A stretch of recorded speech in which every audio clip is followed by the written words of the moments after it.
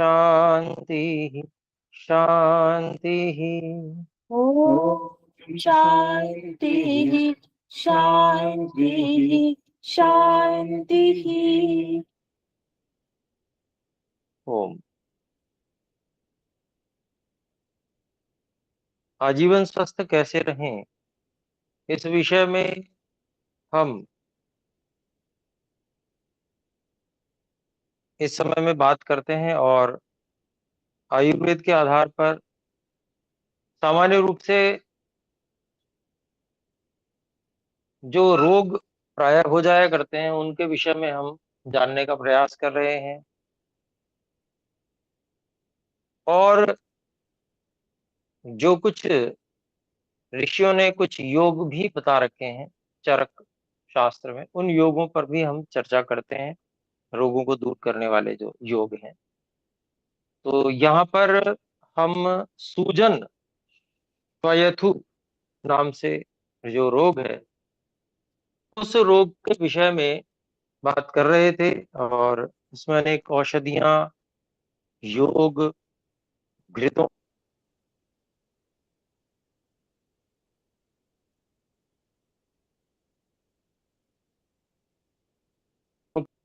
इन सब की बात हमने की। अनेक योग, बड़े अच्छे अच्छे योग जो अलग अलग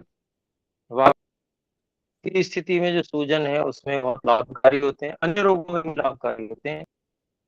तो उसी संदर्भ में जो पथ्य, वो भी हमने बात की थी कि सूजन का रोग हो तो क्या पथ्य है और क्या अपथ्य है, तो उस विषय में हमने बात की थी। कुलत्थ का यूष जो पिप्पली से युक्त है, ये पथ्य माना गया है सूजन के लिए। त्रिकुटु और यवक्षार से युक्त मूंग का यूष भी पथ्य माना गया है।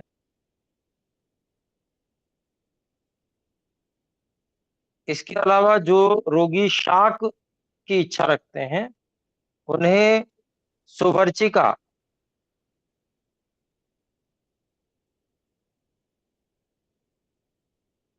ये जतुकालता शाक विशेष है।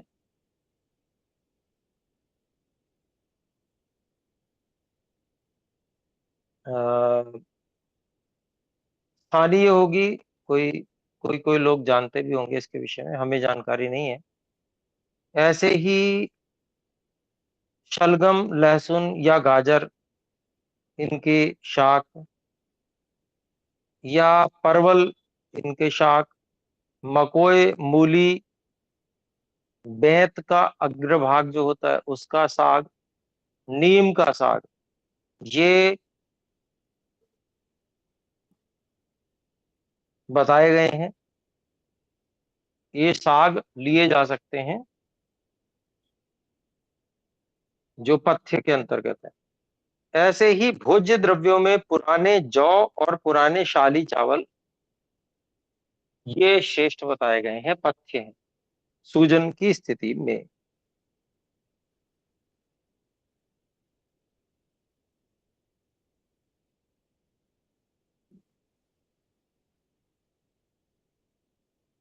बाह्य उपचार के लिए अभी तक हमने सब जो दवाई खाने वाली हैं वो क्या क्या योग हैं उनके बारे में हमने समझा जाना था। लेकिन बाह्य उपचार क्या उसका किया जा सकता है उसके बारे में भी थोड़ा हम जानते हैं। महर्षि पुनर्वसु अत्रेय जी बता रहे हैं कि जिस श्रोथ में वात प्रबल हो, पहचान हम आरंभ में जान चुके हैं। जहां वात प्रबल हो वहां पर स्नेह, प्रदेह, परिषेचन और स्वेदन कराना चाहिए। ये बाहरी क्रियाएं हैं सभी। स्नेहन कराना यानी कि चिकना कर देना उस स्थान को। प्रदेह जैसे उपटन आदि होते हैं, लेपन होते हैं। ऐसे ही परिषेचन होता है, जैसे गर्म जल होता है या गर्म तेल होता है, उसको धार से गिराया जाता है जहां पर वात हो।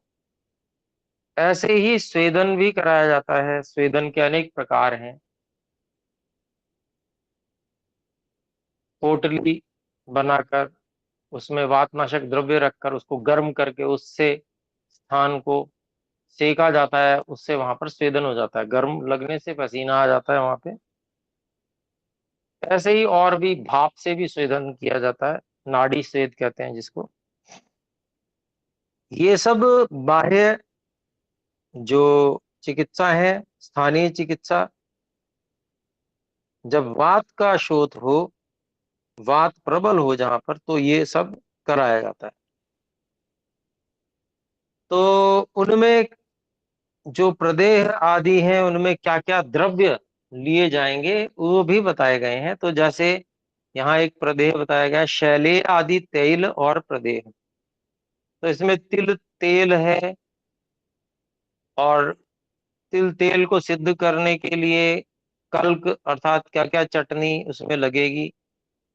तो छैल छरीला नाम की औषध होती है, कूट होती है, अगर, देवदारू, रेणुका बीज, दालचीनी, पद्माक, छोटी इलायची, गंधवाला, पलाश की छाल और बीज, मोथा, प्रियंगू, गठीबन, नागकेसर, बालछड़, तालीस पत्र, केवटी मोथा, तेजपत्र, धनिया, गंधविरोजा, गंधतृण, पिप्पली,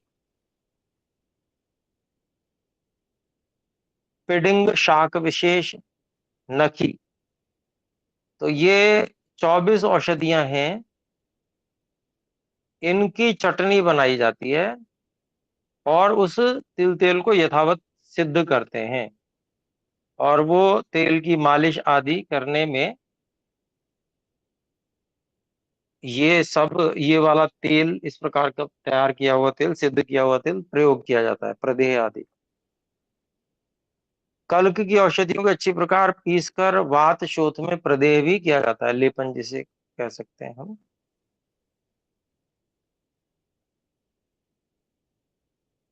इसके बाद में और भी द्रव्य बताए गए हैं, जैसे वासा, जिसको अडूसा बोलते हैं, आक, मदार भी बोलते हैं, करंज, सहिजन, गांधारी, अर्जक नाम की तुलसी, इनके पत्तों, ये जो है 6 चीजें हो गई। इनके पत्तों से सिद्ध किए हुए कोसे जलों से स्वेदन करना। जहाँ सूजन है, वो जलों को, जल से, जल को सिद्ध कर लिया जाता है इनके पत्तों से, 6 औषधियों के पत्तों से। और फिर सुहाते कोसे जल से स्वेदन किया जाता है, और फिर सूर्य की किरणों से जो गर्म किया हुआ जल है उससे स्नान कराया जाता है। और अगर आदि गंधों का अनुलेपन वहां पर सूजन पर कराया जाता है। तो वासा आदि का क्वाथ कोसा होने पर एक टब में डाल दें, रोगी उसमें बैठ जाए, अवगाहन करे। ये भी एक तरीका है। तब तक अवगाहन करे जब तक स्वेदन ना हो जाए, गर्मी ना लगने लगे, पसीना ना आ जाए, तब तब तक बैठे। उसके बाद सूर्य की किरणों से जो तप्त जल है, गर्म किया गया जल है, उससे स्नान और गंध द्रव्यों का अनुलेपन, जिसमें अगर का नाम लिया गया है, ये इनका अनुलेपन किया जाता है। तो वो लाभकारी रहता है इस प्रकार की सूजन के रोग में, श्वेयथु में।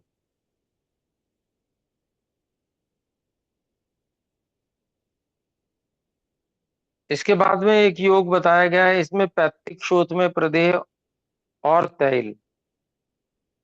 तो अभी तक ये वातिक सूजन की बात चल रही थी, जिसमें प्रदेह और तेल बनाने के लिए विधियां दी गई हैं, औषधियां बताई गई हैं।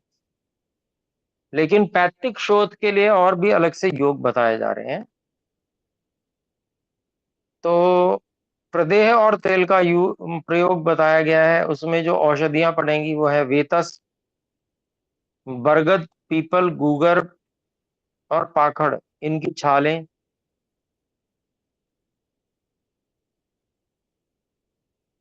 4 वृक्ष हैं, बरगद, पीपल, गूलर और पाखड़। इनकी छालें मंजिष्ठा, कमलनाल या खस, सफेद चंदन, पद्माख, गंधमाला, ये 7-8 औषधियां हैं। इनको एकत्र जल में घोट कर फिर उसका प्रदेह लेपन किया जाता है। इन्हीं द्रव्यों के क्वाथ और कल्क से तेल पाक करके भी पित्त शोथ में अभ्यंग कर सकते हैं। तो पित्त यदि सूजन है तो ये इसमें अधिकांश शीतल औषधियां हैं, पित्त शामक औषधियां हैं। तो उनका प्रदेह लेपन आदि करने से सूजन में निश्चित रूप से लाभ होगा। और इन सबको घोट के प्रदेह करना, लेपन करना, और उसके बाद में जो तेल पाक इन्हीं द्रव्यों से करके और पित्त शोथ में अभ्यंग उसका मालिश भी कर सकते हैं हल्के हाथ से।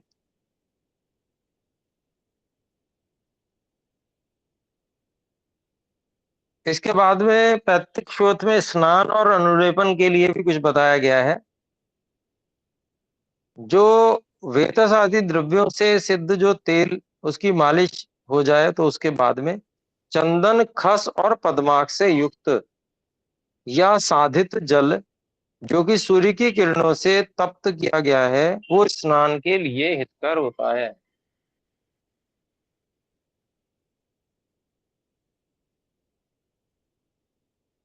फिर अगला बता रहे हैं खीरी वृक्षों अर्थात दूध वाले वृक्ष कौन से हैं? बरगद, पीपल, गूलर, पाखड़, बेतस, इनका काढ़ा या दूध और जल मिला के इनका क्षीरोदक, यानी कि इनके दूध ले लिया जाए और उसमें जल में घोल लिया जाए,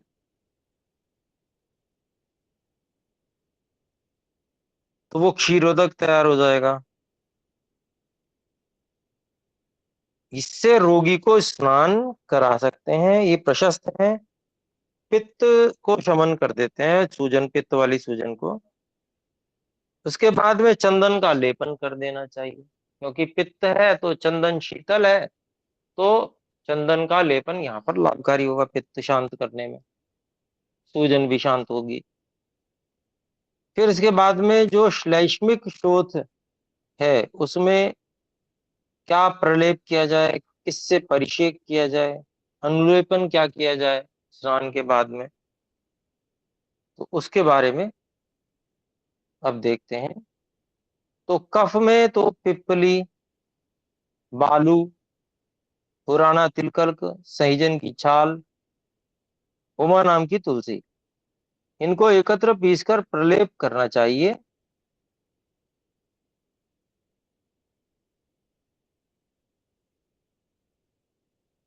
तो उससे लाभ होता है।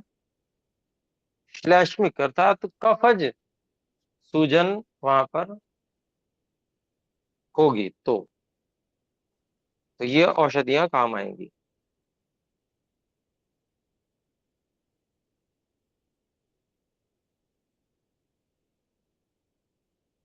फिर बता रहे हैं कुलत्थ और शुंठी के जल को सिद्ध करने के पश्चात गौमूत्र मिश्रित करके उसमें उससे परिसेचन और स्नान कराना चाहिए, या कुलत्थ तथा शुंठी के कषाय अर्थात क्वाथ, काढ़े और गूमूत्र से परिसेचन कराना चाहिए, या फिर कुलत्थ और शुंठी से सिद्ध जल और इन्हीं से सिद्ध गौमूत्र का परिसेचन के लिए प्रयोग करना चाहिए। तो ये अलग अलग योग हैं। परिसेचन से स्नान का भी ग्रहण कर सकते हैं। और अनुलेपन के लिए अगर का प्रयोग या चोरक, चंडा भी कहते हैं, उसका प्रयोग करने का बताया गया। अगर का लेपन तो किया ही जाता है। सभी शोथों में सामान्य योग अर्थात पता नहीं चल रहा है कि ये कौन सा है, त्रिदोषज शोथ तो नहीं है, कहीं वातज है, पित्तज है, या पता नहीं चल पा रहा, ऐसी स्थिति में सामान्य योग का भी प्रयोग कर सकते हैं। तो उसमें क्या करेंगे, बहेड़े का जो फल है उसका गूदा गूदा ले लेंगे, गुठली हटा देंगे और उसको पीस कर चटनी अच्छे से बनाकर उसका लेप बनाएंगे। तो लेप जब इस प्रकार से बहेड़े के फल का लेप किया जाता है पीस कर, तो दाह और वेदना शांत हो जाती है। ये विशेष बात यहाँ पर सभी शोथों के विषय में बताया गया है।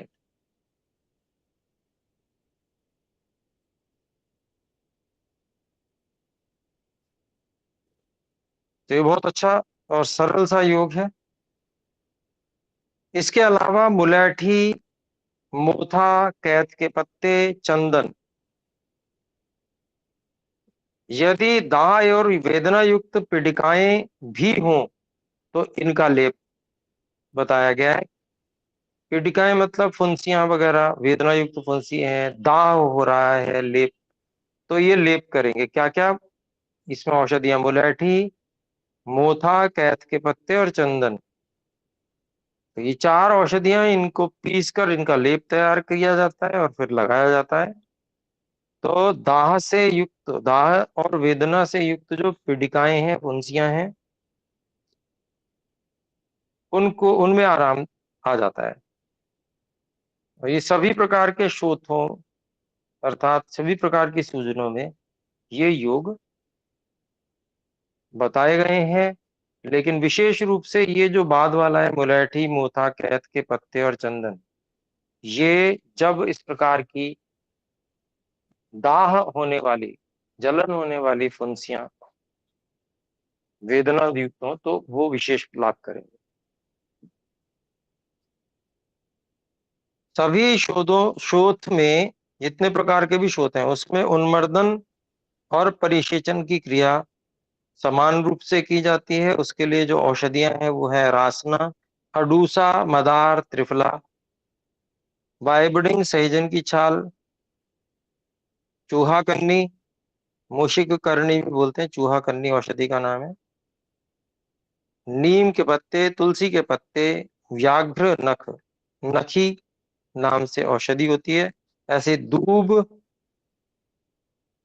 सूरजमुखी, हुलहुल, सुवरचला भी कहते हैं इसको, ऐसे कटुकी, मकोय, बृहति, बड़े कटेरी को कहते हैं, कूट, पुनर्नवा, चित्रक, सौठ, इतनी सारी औषधियां गौमूत्र में पीस ली जाती हैं और जहां पर शोथ होता है वहां पर इनका मर्दन किया जाता है, मला जाता है अच्छे से।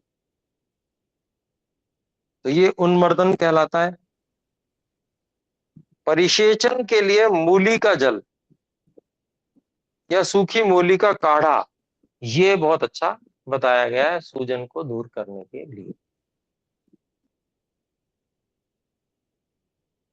और ये सभी शोथों में सामान्य रूप से उपयोग किया और कराया जा सकता है।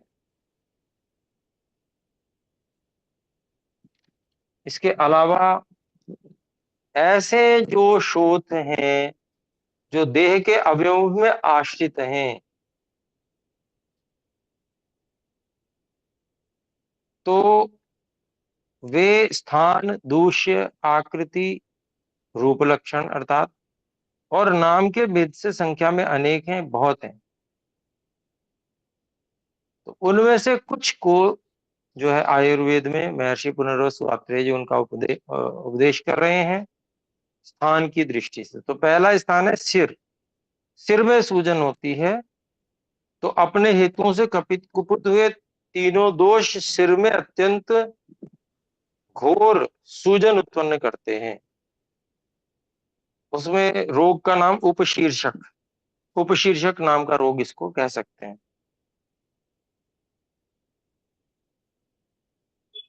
ऐसे ही कंठ शालूक नाम का है, गले में अंदर की ओर जो उच्छ्वास है उसमें रुकावट उत्पन्न करने वाले और घुर के शब्द से युक्त जो ऐसे शालूक नाम के शोथ को पैदा करता है। ये कंठ में होता है इसलिए कि कमल कंद के समान एक गांठ होती है, वो पैदा हो जाती है।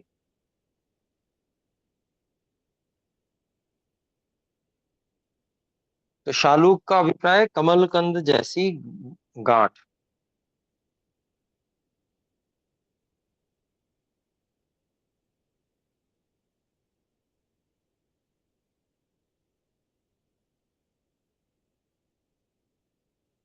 तो ये कंठ के जगह पे इस प्रकार की सूजन की बात बताई गई है। फिर है विदारिका। गले की ग्रंथि में थोड़ी के अंदर की ओर से जो अंदर से चिबुक कहते हैं उसको, थोड़ी के अंदर की ओर जो होता है उसको चिबुक कहते हैं। उसमें गले में या श्वास वहां नलियों में दाह से युक्त रक्त वर्ण का विदारिका नामक अत्यंत वेदना वाला शोथ हो जाता है। तो विदारिका नाम का शोथ है, सूजन है।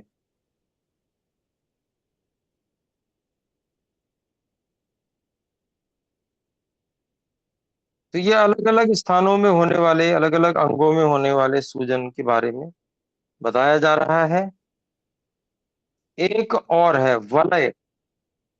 यदि शोथ गले में चारों ओर वलयाकार छल्ले के आकार का हो तो ये असाध्य होता है।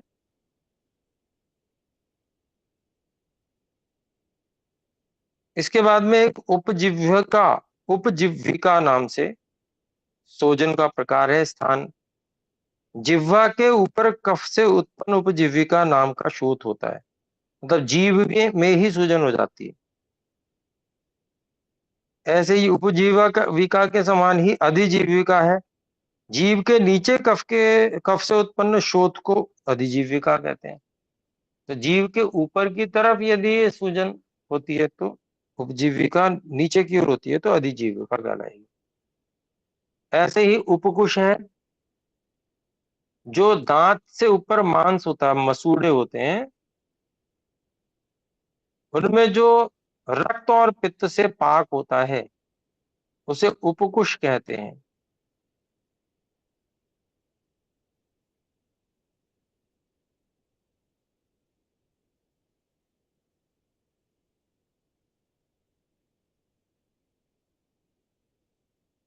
तो ये जो उपकुश नाम का स्थान है ये दांतों के मसूड़ों में है, यहाँ पर भी सूजन होती है। पायरिया नाम से आजकल जाना जाता है इसको। तो दंत मांस में कफ से रक्त संचय के कारण सूजन हो जाती है और दंत विदद्री भी हो जाती है। तो ये एक प्रकार हो गया स्थान विशेष से। ऐसे ही गलगंड है। गले के पार्श्व में एक गलगंड कहलाता है। तंत्रांतर दूसरे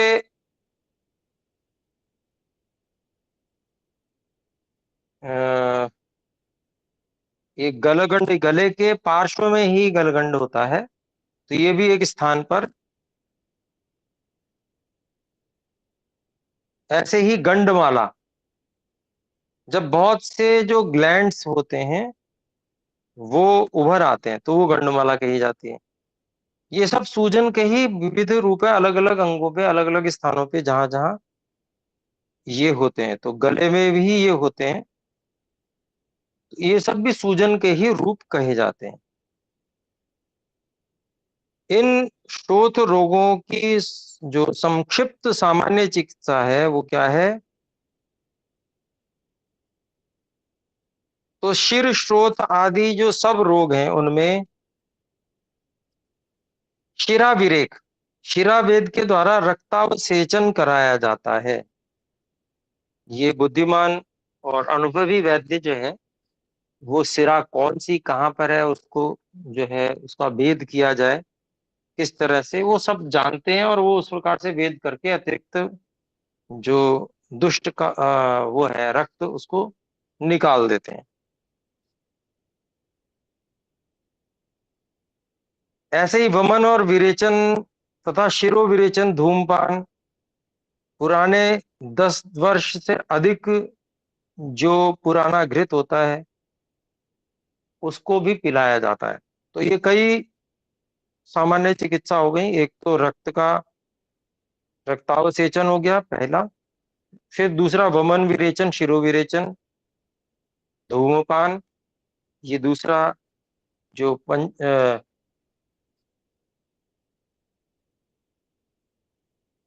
जो हमारा शोधन का कार्य होता है उससे हो गया। ऐसे ही धूम्रपान जो है वो सामान्य चिकित्सा हो गई। ऐसे ही पुराने 10 वर्ष या उससे अधिक पुराने घृत का जो को पिलाना, तो ये भी जो है इस प्रकार की सूजनों को ठीक करने वाले होते हैं। तो ये सामान्य चिकित्सा है। तो अभी हमारा समय भी हो चुका है, तो हम ऐसा करते हैं, इसको यहीं पर विराम करते हैं और फिर और भी इसके विषय में हम बात करेंगे। अभी इसकी बहुत सुंदर चिकित्सा यहाँ पर बताई गई है। क्योंकि देखिए बच्चों में तो ये सूजन, गांठों का फूलना ये बहुत देखा जाता है। कभी कभी बड़ों में भी इस प्रकार की सूजन होती है, तो उन सब के बारे में हम अगली कक्षा में बात करेंगे। अभी विराम करते हैं। आइए मिलकर एक बार हम सब ओम का उच्चारण करें। ओ ॐ सभी को सादर